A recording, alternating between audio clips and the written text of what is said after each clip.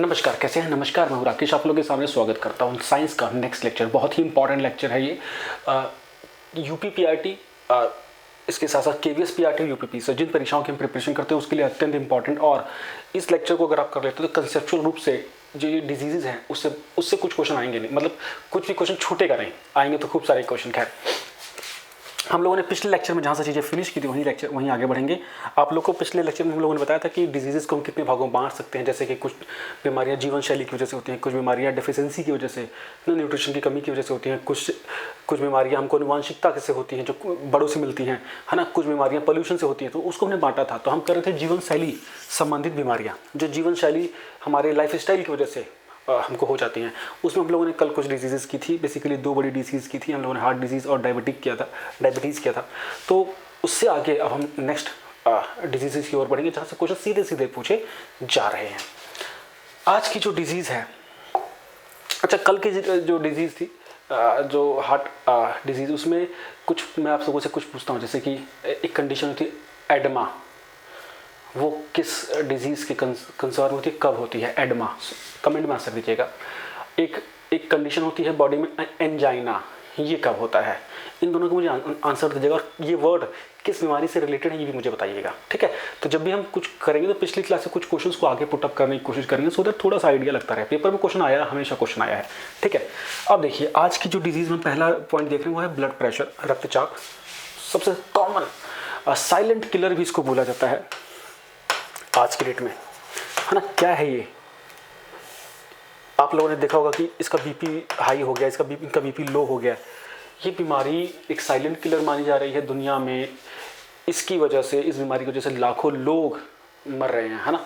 और इस बीमारी ने कब हमारे शरीर में जगह बना ली हमें पता नहीं लगता है। खराब जीवन शैली की एक बहुत बड़ा कारण इसका खैर होता ही है। लेजी, इनएक्टिव जो सिचुएशन होती है वो इसको दावत देती है। इसके बाद हमारा फूड हैबिट जो हमारी होती है, ठीक है। अब देखिए, ये क्या चीज़ है हमारे, ये ब्लड प्रेशर क्या है? ब्लड का प्रेशर, रक्त का दाब, सिंपल भाषा में यही है। तो सिंपल यही पॉइंट भी है। अब देखिए क्या करता है, हमारी बॉडी में एक लाल रंग का फ्लूइड, तरल पदार्थ ट्रेवल करता है ना, जिसको हम रक्त बोलते हैं, ब्लड बोलते हैं। उसमें वो जो लाल रंग होता है वो हीमोग्लोबिन की वजह से होता है, और वही जो हीमोग्लोबिन है वो रक्त में हमारे शरीर में हर पूरे ऑर्गन्स में जाता है, और साथ में ऑक्सीजन भी लेके जाता है ना। यही काम चलता है, और वापस कार्बन डाइऑक्साइड को लेके आता है, जिसको हम सांस से बाहर छोड़ते हैं। ये काम होता है उसका। तो ये जो इतना ट्रैवल करता है ना, तो ये अपनी जो ब्लड वेसल्स होती है, ब्लड वेसल जिसमें रक्त चल रहा है, उन पे दबाव भी लगाता है, उन पे प्रेशर भी लगता है ना। उन नसों पे या उन धमनियों पे, आर्टरीज में बेसिकली प्रेशर भी लगता है, बिकॉज ये जुड़ा हुआ आर्टरीज से ही, धमनियों से ही, क्योंकि घूम के सारी चीज़ें हार्ट से ही सारा ब्लड का रोटेशन होता है। तो यहाँ पे ये ब्लड का प्रेशर क्या है? ब्लड का प्रेशर होता है कि जो ट्रैवल करने वाला जो रक्त है ना, वो धमनी, आर्टरीज की दीवारों पे कितना प्रेशर लगा रहा है ना, और ब्लड वेसल पे जो प्रेशर लगाता है उसको ब्लड प्रेशर बोला जाता है। इसको दो भागों में, इसको दो चरणों में मापा जाता है। एक तो लोअर लिमिट, एक अपर लिमिट, है ना। जो मैक्सिमम ब्लड प्रेशर होता है उसे सिस्टोलिक ब्लड प्रेशर बोलते हैं, और जो लोअर ब्लड प्रेशर होता है उसे डायस्टोलिक बोलते हैं, ठीक है। और इसको मापने के लिए क्या यूज होता है? स्फिग्नोमीटर। पेपर में ये क्वेश्चन आजकल खूब आ रहा है। स्फिग्नोमीटर जो इंस्ट्रूमेंट होता है, जिसको हाथ पे पट्टा बांध के डॉक्टर यूज़ करते हैं, आजकल मशीनें भी आ गई हैं, है ना। तो स्फिग्नोमीटर यूज़ किया जाता है। इसकी यूनिट क्या होती है? mmHg, मतलब मरकरी, पारे का यूज़ किया जाता है, मरकरी का यूज़ किया जाता है। अब देखिए, इसकी लिमिट्स वगैरह मैं पहले बताऊंगा, पहले देखते हैं काम कैसे होता है। ये ब्लड प्रेशर कब मापते हैं? देखिए, जब हमारा हार्ट क्या होता है, पंप करता है ना, पंप कर, इसमें कॉन्ट्रैक्ट होता है फिर एक्सपेंड होता है, कॉन्ट्रैक्ट होता है फिर एक्सपेंड होता है। तो जब हमारा हार्ट ऐसे पंपिंग करता है, मतलब जब हार्ट बीट होती है, बिल्कुल हार्ट बीट हो रही है, उस समय हमारी जितनी धमनियाँ सिकुड़ती हैं, से है ना, स्क्वीज होती हैं। तो जैसे ही सिकोड़ी गई हमारी ब्लड वेसल, हमारी नसें लगा लीजिए, तो उस समय रास्ता संकरा हो जाता होगा, है ना। तो उस समय जो ब्लड का प्रेशर है उसको सिस्टोलिक ब्लड प्रेशर बोलते हैं, और उस समय हमारी नसों में, हमारी धमनियों में जो ब्लड का प्रेशर होता है वो मैक्सिमम होता है, ठीक है। तो उस प्रेशर को बोलते हैं सिस्टोलिक, मतलब मैक्सिमम ब्लड प्रेशर, जो हार्ट बीट के टाइम पे हो रहा है, वो दुख जब हुआ तो उस टाइम। और फिर दूसरा, जब पंपिंग हुई, मतलब जब हार्ट बीट के बाद जो एक हार्ट बीट से दूसरी हार्ट बीट के बीच में जो समय मिलता है हमारा हृदय धड़कता है ना, तो एक धड़कन से दूसरी धड़कन के बीच में जो माइन्यूट सा समय होता है, उस समय जो हमारा ब्लड प्रेशर होता है उसे डायस्टोलिक या मिनिमम ब्लड प्रेशर बोलते हैं। इस मिनिमम, इसमें क्या होता है, हमारी नसें एकदम खुल जाती हैं तो ब्लड का प्रेशर लो होता है। जब हम हार्ट बीट पंप होता है तो हमारी नसें सिकुड़ जाती हैं, जिसकी वजह से हमारे ब्लड का प्रेशर ज़्यादा होता है। सिंपल सी बात है, जब कोई चीज़ सिकुड़ जाएगी तो वहाँ वो रास्ता पतला हो जाएगा तो खून को ज़्यादा प्रेशर लगाना पड़ेगा, डायस्टोलिक। जब ऐसे हो जाएगा, हार्ट बीट जा चुकी होगी तो रास्ता चौड़ा हो जाएगा, है ना, सिंपल से। तो यूं डायस्टोलिक, यूं सिस्टोलिक, समझ गए। अब इनकी लिमिट क्या होती है, इसकी हायर लिमिट होती है आदर्श लोगों में 120 mmHg और लोअर लिमिट 80, ये आदर्श आंकड़ा होता है, ठीक है। लेकिन अब हमारी दिनचर्या की वजह से, हमारी डेली एक्टिविटीज़ की वजह से ये चीज़ें बदल रही हैं, है ना। जैसे कल बताया था कि हमारी थोड़ा थोड़ा इसमें हेरिडिटी भी आ जाता है, या हमारा खान पान, जैसे आप बहुत ही स्पाइसी, बहुत ही नमकीन चीज़ें खाते हैं तो जो एक हमारी बॉडी में जो सोडियम अगर ज़्यादा हो जाए, सोडियम मिनरल, तो उससे भी हमारे रक्तचाप में बढ़ोतरी होती है। इसके अलावा अगर हमारे धमनियों में कोलेस्ट्रॉल ज़्यादा जमा हो रहा है, गंदगी ज़्यादा जमा हो रही है तो रास्ता संकरा हो जाता है और जो धमनियाँ होती हैं वो टाइट हो जाती हैं। एरिडोक्लोरोसिस करके समथिंग कुछ बोलते हैं, वो मेडिकल टर्म है। तो उससे जब पूरी अकड़ जाती हैं, देखिए ब्लड वेसल्स को ना, जो हमारी रक्तवाहिनियाँ हैं उसको नरम होना ज़रूरी होता है। वो बिल्कुल एकदम नरम होती है, इलास्टिक होती है, ऐसे दबाएंगे ऐसे ऐसे खुलती है। लेकिन जब उसमें गंदगी जमती जाती है तो कड़ी होती है नसें और तभी रप्चर होती हैं, टूटती हैं, ब्रेन हेमरेज की सिचुएशन। हाई ब्लड प्रेशर में आपने सुना होगा ना, ब्रेन हेमरेज हो गया, वो तभी होता है कि जब नसों पे ब्लड का प्रेशर होते होते नसें कमज़ोर हो जाती हैं, तड़ा ब्रेन हेमरेज होता है। ब्लड क्लॉटिंग आप लोगों ने सुना होगा, जिससे पैरालिसिस अटैक लोगों को हो जाते हैं, खासतौर से बुजुर्गों को, तो नई उम्र के लोगों को भी हो रहे हैं। तो ये हो गया। अब इसमें देखिए, तो जब हाई ब्लड प्रेशर हो जाता है तो उस सिचुएशन को बोलते हैं हाइपरटेंशन। क्या बोलते हैं, हाइपरटेंशन। हाइपरटेंशन कब कंसीडर होता है, हाइपरटेंशन कब कंसीडर होता है बच्चे, जब बीपी हायर लिमिट 140 से ऊपर हो जाए और लोअर लिमिट 90 से ऊपर हो जाए, ठीक है। तो वो सिचुएशन हो गई हाइपरटेंशन 1 की। इसी प्रकार हाइपरटेंशन 2 की, जो कि 160 तक पहुंच जाता है, और हाइपरटेंशन 3 जो 160 से ऊपर पहुंच जाता है ना। बहुत खतरनाक सिचुएशन हो जाती है। लोग हाइपरटेंशन 1 में ऑलमोस्ट रहते हैं, पता ही नहीं लगता। सिचुएशन खराब कब होती है, जब व्यक्ति हाइपरटेंशन 2 में, हाइपरटेंशन 3 में चला जाता है, जब बीपी 160 165 चल रहा हो।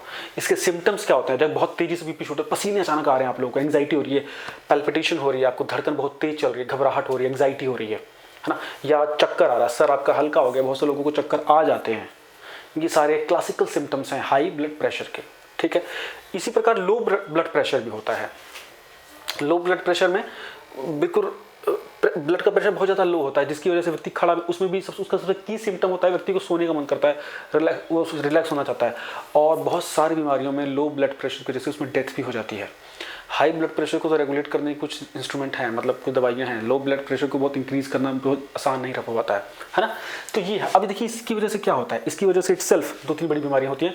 एक तो कार्डियोवास्कुलर डिजीज़, है ना, कोरोनरी आर्टरी डिजीज, CAD, वो सबसे ज़्यादा हार्ट की समस्या होने लगेगी, क्योंकि धमनियाँ बिल्कुल कमज़ोर हो जाएंगी, ब्लॉकेज का खतरा बढ़ जाएगा, सीधी सीधी बात है, ठीक।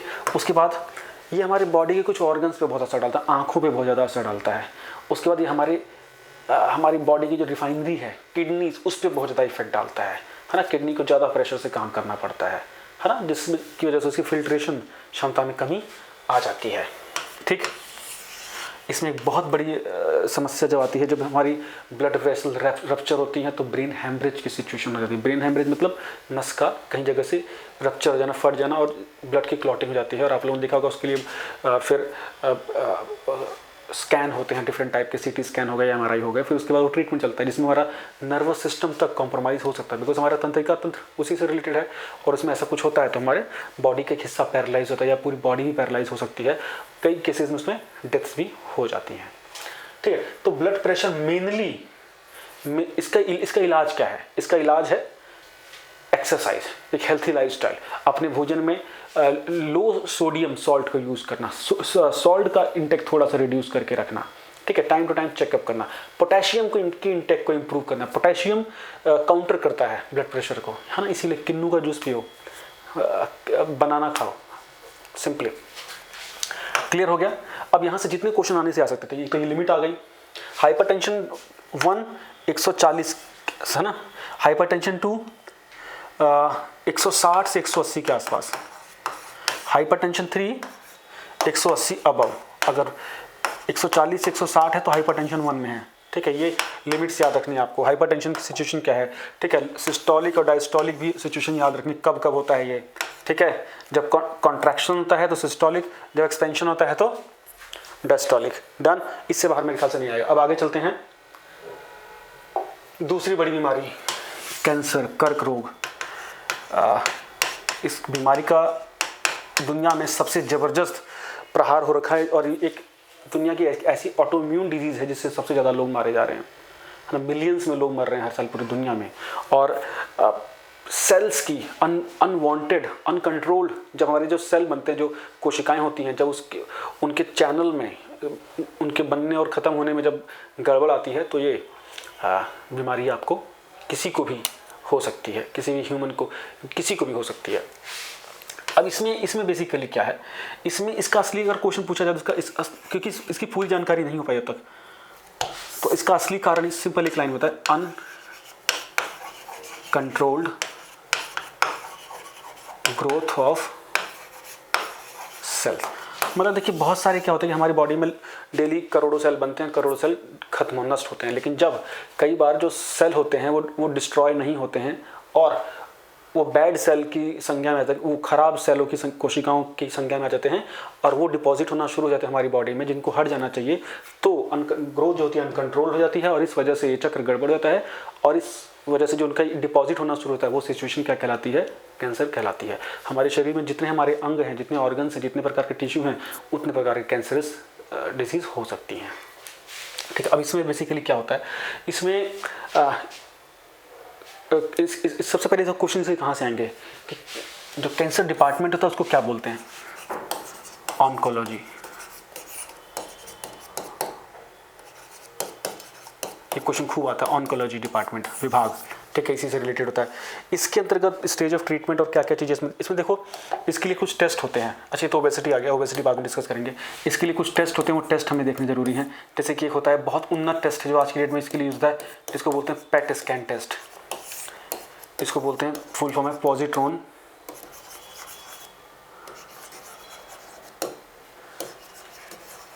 है ना, पॉजिट्रॉन एमिशन के साथ ये मतलब एक इलेक्ट्रॉन से संबंधित है, ये पूरा परमाणु से संबंधित, ये पूरा स्कैन होता है पूरी बॉडी का, एमआरआई की तरह उसका ये बड़ा वर्जन है, जिससे हमारी पूरी बॉडी में जहाँ भी इस प्रकार के सेल्स की ग्रोथ हो रही होती है उसको ट्रैक कर लिया जाता है। इसी प्रकार सिटी स्कैन,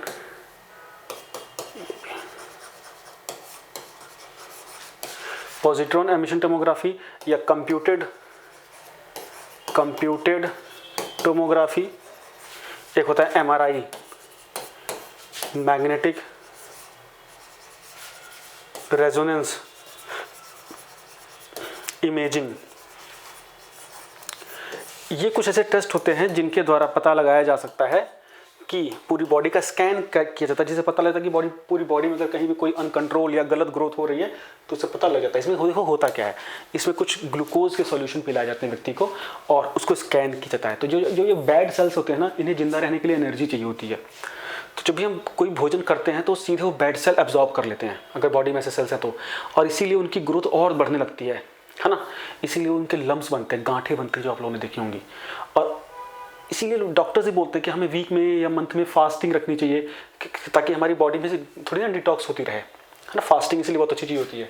तो ये इस प्रकार के कुछ इंपॉर्टेंट टेस्ट हैं, जैसे अल्ट्रासाउंड भी एक टेस्ट होता है, वो इसमें काम आते हैं। अब देखिए इसमें क्या हो गया, इसमें अगर व्यक्ति के क्लासिकल सिम्टम्स क्या हैं, जैसे वेट लॉस होना या डिफरेंट टाइप के मिडनाइट में आपको पूरी बॉडी मिडनाइट स्वेटिंग जिसको बोलते हैं वो हो जाना या वेट लॉस हो जाना, ये जनरल से सिम्टम्स हैं। अब इसके ट्रीटमेंट क्या होते हैं, इसमें ट्रीटमेंट होता है रेडियोथेरेपी, है ना। इसमें डिफरेंट टाइप के रेडियोधर्मी जो तत्व हैं उनका यूज़ करके ना बॉडी से बैड सेल्स को नष्ट किया जाता है। जैसे कि इसमें यूज़ किया था कोबाल्ट 60 का यूज़ किया जाता है या आर्सेनिक का यूज़ किया जाता है ना।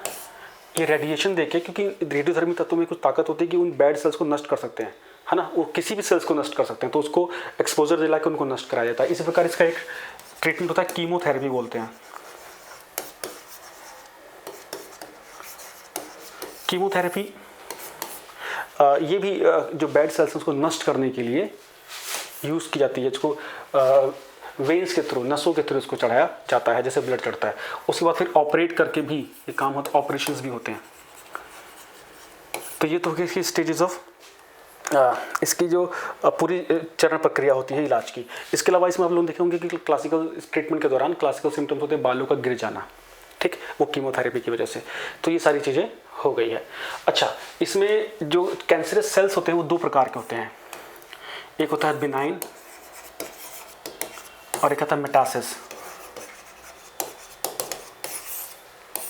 बिनाइन जो होता है वो नॉन कैंसरस सॉर्ट ऑफ होता है, या नॉन कैंसरस या बहुत ज़्यादा तेज स्प्रेडेबल नहीं होता है, या इस प्रकार से कि थोड़ा कम डेंजरस होता है। मेटासिस जो कि बहुत जल्दी म्यूटेट हो जाता है ना। ये इन कुछ की वर्ड्स को हमको याद रखना आजकल थोड़ा ज़रूरी है। ये एग्जाम में डायरेक्टली करके क्वेश्चन से लोग पूछ लेते हैं, बहुत ज़्यादा पेनिट्रेट करके आजकल क्वेश्चन इसको पूछ रहे हैं। अच्छा, अब हम अगले क्वेश्चन की ओर आ रहे हैं। अगला क्वेश्चन हमारा है, पेपर में आता है ओबेसिटी के ऊपर। ओबेसिटी मतलब मोटापा। इसमें जो ज़्यादा नहीं पढ़ना है। मोटापा आप लोगों को पता है, भारत एक ऐसा देश है कि उसमें हमारे देश की करीब 1/3 आबादी जो बच्चे हैं वो कुपोषित हैं, मतलब उनको पूरा न्यूट्रिशन नहीं मिला हुआ है, ठीक है। दूसरा, हमारे देश में जो वेल ऑफ लोग हैं, जो समृद्ध लोग हैं, उनके 2/3 बच्चे ओबेस हैं। ये भी आंकड़ा है 2016 के रिपोर्ट का। तो किसी को तो न्यूट्रिशन ही नहीं, किसी को मैक्सिमम न्यूट्रिशन है ना। अब इसमें देखिए मोटापा क्या होता है। हमारा जो बॉडी मास इंडेक्स है ना, हमारी हाइट और हमारे वेट का जो सिस्टम के अकॉर्डिंग हमारा जो बॉडी मास इंडेक्स है उसके अकॉर्डिंग अगर किसी का बॉडी मास BMI 18.5 से कम है तो वो कुपोषित है या अंडर वेट है, ठीक। किसी का बॉडी मास इंडेक्स आप देख लेना, बहुत इजी टर्म है, 18 से 24.9 के बीच में है तो ये सबसे बेस्ट है, मतलब हेल्दी है व्यक्ति। किसी का 25 से 29 है तो वो ओवरवेट है, और 30 से ऊपर है तो ओबेस है, मतलब मोटा माना जाएगा। फिर 35 से 40 है ना, वो सीवियर वाला हो जाता है सिचुएशन। ओबेसिटी कई बार जेनेटिक भी होती है ना, और कई बार मैक्सिमम टाइम हमारे फूड हैबिट की वजह से होती है। बहुत से लोग ओवर ईटिंग कर लेते हैं, है ना। बहुत से लोगों को अधिक खाना खाने का ही एक प्रकार से लक्षण होता है और उन्हें पता नहीं लगता कि ओबेस होते जा रहे हैं। इसको ट्रीटमेंट करने के लिए वही होता है, न्यूट्रिशियस डाइट लेनी होती है।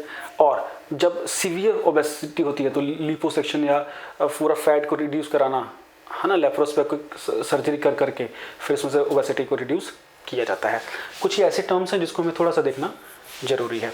और ओबेसिटी भी क्या, ये एक बीमारी ही होती है, बीमारी है ये। इसमें ना ये आंकड़ा बहुत इंपॉर्टेंट है, बस हमें यही आंकड़ा पढ़ना है, ठीक है ना। तो आज के लेक्चर में हम लोगों ने करीब 10 से 15-20 क्वेश्चन लगभग हमारे इससे हल हो जाएंगे। कोई भी डाउट हो तो कमेंट बॉक्स में पूछ लीजिएगा और जो क्वेश्चन पूछे थे उसका आंसर कीजिएगा। नेक्स्ट क्लास में नेक्स्ट वीडियो में मिलते हैं। Thank you so much, bye bye.